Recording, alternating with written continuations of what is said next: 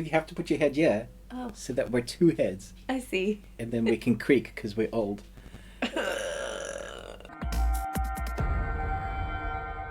And welcome to the Ruby Tuesday. My name's Ruben. And I'm Kay. And today we are reviewing a film called Two Heads Creak. A timid butcher and his drama queen twin sister quit the hostile confines of post-Brexit Britain and adventure to Australia in search of their birth mother. But the seemingly tolerant townsfolk are hiding a dark, meaty secret. Before we get started, we've actually got something exciting for you. Once we reach the end of this review, which we're going to keep short, sharp and sweet. Like that, short, sharp and sweet. Say that 3 times fast, short, sharp and sweet. Short, sharp and sweet. Exactly. I did an interview with the writer of this film and the lead protagonist. So if you want to hear what he has to say about what he has to say, Well, I wish I could speak English. 40 years and still can't. What he says about the film that he was in. Yay! Sentence completed. Then do stay for that. Also, we have a Discord server, so there'll be a link in the description below.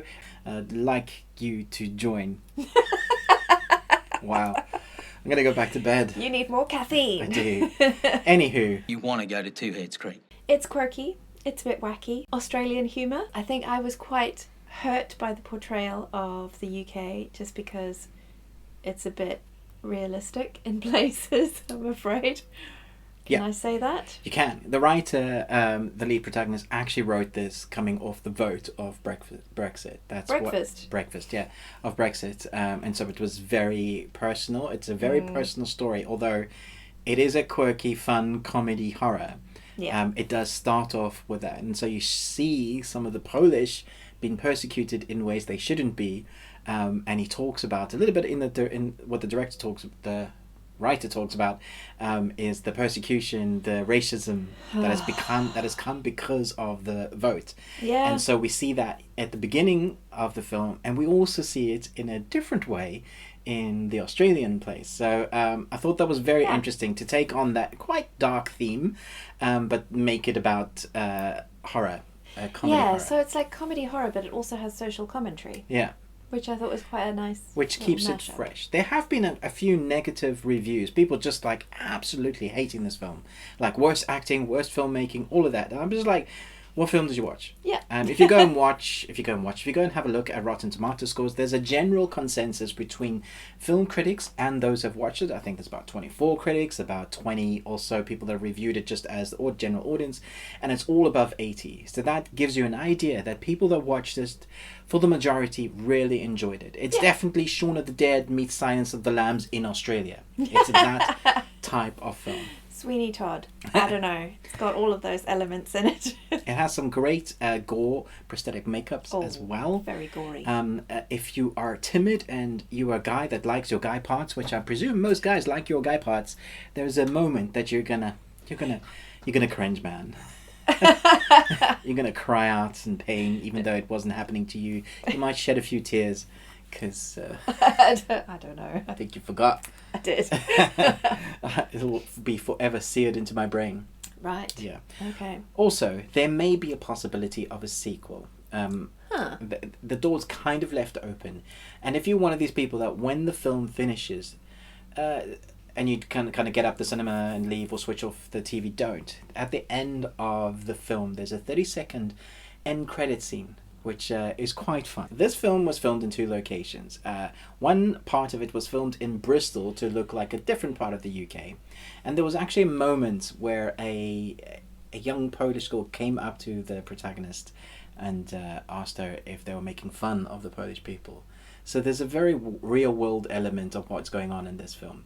The juxtaposition, or rather the contrast of going from Britain to Australia is very interesting and makes it quite adventurous because you feel like you're going on a journey, which I really liked, apart from everything in Australia can kill you. In this film it shows that yes, that's true. I thought it was fun. You can't take it seriously at all. Don't take it seriously. It's just a light-hearted, tongue-in-cheek rom-com comedy horror. Rom-com? Yeah, there's a relationship. Okay. Do you not remember the relationship? Just really It obviously really affected me and touched my heart. I think you were more concerned with the continuity of the Gore, Yeah, which you liked. I did like it. Yeah, it was good. So let us know in the comments below. Have you heard of this film? Are you going to check it out? I think it's going to be on streaming on VOD in various places. It may go to Amazon. I know they're definitely going to be on various streaming services. You'll have to find it. I will try and put a link below if I have found one. Thanks so much for watching this review, but most of all, until next time, remember, live long and Tuesday, and keep watching. For the interview, yes. Tuesday, I've got Jordan Waller here with me. Did I pronounce that right, Waller? Yeah, Waller. Okay. From the French and German. Waller. Great. You wrote Two Heads Creek. You're also one of the main protagonists in it. I was wondering, just one of my off-the-bat questions, how does one write a film like this? Where did that come from? I think you have to be quite disturbed, fundamentally, which I am. I remember watching Silence of the Lambs when I was probably about 11 years old, which is arguably too young to see that particular film. My mum had no idea I was doing it. And I kind of fell in love with the genre then. And that's probably when I became a psychopath as well. So I wrote this particular film on the eve of Brexit, the referendum result. I remember waking up. I sort of switched on my laptop. I saw David Dimbleby, who looked like the living dead. You know, he had blue lips and sort of blood dripping down his mouth. And he was just this sort of horrific image of all of these new kind of narratives of nationalism that were coming out. And I just thought, I thought the farce and the horror kind of perfectly led into this broad satire of immigration and nationalism. Do you believe anything I'm saying? I don't know. I think I just came up with it on the loo, probably. I mean, it makes sense. It's a bit of a mess, our governments. I mean, we could talk for hours on what's going on there. Okay, so it reminded me a lot of Shaun of the Dead in a way. And then obviously we have two locations. There's one in Britain and then Australia. Did you film on location? Yeah, so we were in Bristol in the UK, and that was made up to look like Slough. Yeah. And yeah, we took over this this shop in the middle in quite a impoverished area of Bristol, and we made up the sort of Polish frontage because that's obviously where Norman works, and we did the nasty graffiti from the local children. And I actually remember that there was a local child that when we were filming, there was this Polish girl who came up and was really worried that we were doing this. She thought that we were making some sort of propaganda film against Polish people. And I was horrified, and I was just deeply ashamed for like this horrible film I was making and making somebody feel like that. And I sort of assured her that we know, we're doing this because we're telling a story where these guys become the winners and all of that. But it was quite a powerful little moment. This was after we filmed in Australia. We filmed the start at the end. Yeah. And it was I don't know, it kind of made the whole thing more real, because the fact is that Brexit vote kind of has legitimized quite a lot of racism, to put it plainly. And then when we were in Australia, we came across a couple that sort of, in the outback, a lot of just casual racism, just like, I won't say the words that they use, but it was quite shocking. So yeah, every location that we were on, surrounded by bigots. Amazing. Amazing. The gore in your film is fantastic. I wasn't quite expecting the amount of it, because you go into a film like this, you expect you kind of know the journey it's going to go on. Yeah. But the contrast is something I loved as well, for going from the UK to Australia, which is great. So you hit the outback, and then once the story kind of gets to the places, without doing spoilers for those that haven't seen it, yeah, you hit those buckets of gore or just the body parts. So your prosthetic makeups, I think your team is fantastic. Amazing. What was it like filming with that amount of blood? I can't imagine that. I've looked at your IMDb page, and I can't imagine that you've done this amount of gore work before. What was I that actually, like? I actually strangely was in a film. I was I was in a short film about I think so. I was with Anna Wilson Jones, and I cut off my own penis, and then she ate it. Okay. I know, and then the dog ate it. I think that's the film. Rosemary and Basil, you can check out. But anyway, I'll have look, to so check that out. Yeah. weirdly, I mean, I don't know. I had a kind of cannibal phase for some reason. So this dog ate my penis. So I actually that wasn't it wasn't my first severed Right. penis. Okay. I'm afraid. Yeah. But the severed penis was a lot of fun, and I certainly had a lot of fun with it in my dressing room after shooting. But it was sticky, and it was just so hot in Australia. I think Yeah. that's I can't. I think it's the fake blood they used was really good because the stuff on your body is different to the stuff on your face. The stuff on your face is kind of hypoallergenic, so you don't get spots, and you can go in the next day and feel so pretty. But the stuff on the body is kind of like honey and tar. You know, you get attacked by the giant Australian hornets who remortgage their house, that sort of thing, and that was horrible. And I remember taking long, very depressing showers where you just be looking at kind of blood dripping from you 3 p.m. after a night shoot, and you'd be like, oh, what have I done? Yeah. But what it really it's not like difficult, like, I don't know, firefighting. It's fine. It was fine. It's fine. But I mean, you are in Australia. Did you encounter any of the wildlife that, people say don't go to Australia because it has 10 of the world's deadliest, creatures? And did you meet? So I think the funniest thing, or the kind of, Kathryn claims to be Australian, and I think she is Australian, but she hasn't been to Australia for so long because she kind of got out as soon as she could. But she came back, and we were both shitting ourselves because we've been on set before in the UK, and you usually get a sort of health and safety warning, which is like, now guys, don't share cups, and wash your hands after you do and stuff. But the Australian one was like, okay, right. So if you get bitten by a snake, what you got to do is lie down. And it was this sort of stuff. So it was going through all of the different things that kill us, basically. But you know what? I didn't see a single snake. I didn't see a single spider, which I hate spiders. I saw a stick insect and a bit of a forest fire on the horizon. I mean, that was the most. So it was fine. It was fine. It's great. What was the worst day or shoot or week? What was the hardest thing to shoot in this film? Or month, or yeah. Oh, yeah, or year.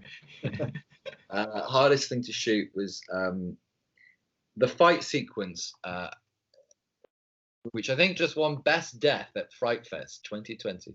Amazing.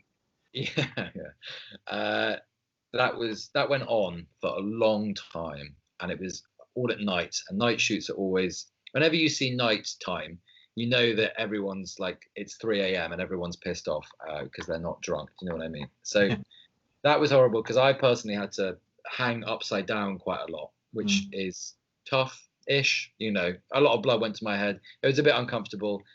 So I think that was probably one of the more difficult, but the most difficult actually scene to shoot was in the meat shed at the end, the last scene, because it was this corrugated iron shed in the middle of a completely exposed field in kind of 50-degree heat, and I think inside people were passing out, people were having panic attacks. I only had to be in there for 5 minutes, so it was absolutely fine for me. But I heard it was really, really difficult.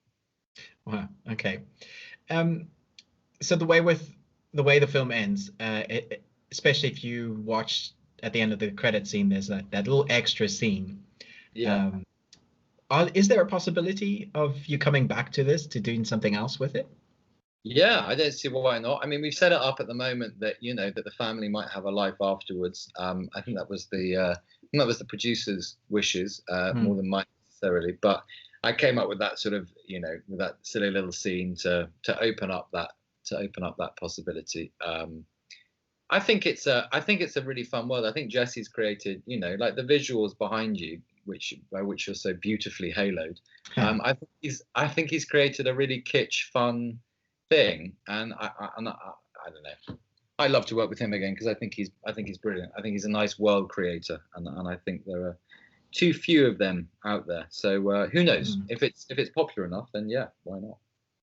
What does COVID look like for you as an actor? What's life like now? How do you carry on from where you are? As an actor, it's fucking depressing at the moment. Yeah, because I mean, that's what I've been speaking to a lot of the directors and composers, and they're like, there's nothing being shot. I think Yeah. my friends are all in the same position. I've got a very dear friend who's just lost out on this, big Netflix series, which has gone quiet. I mean, it's sad. It's for me, it's okay because I'm writing a lot.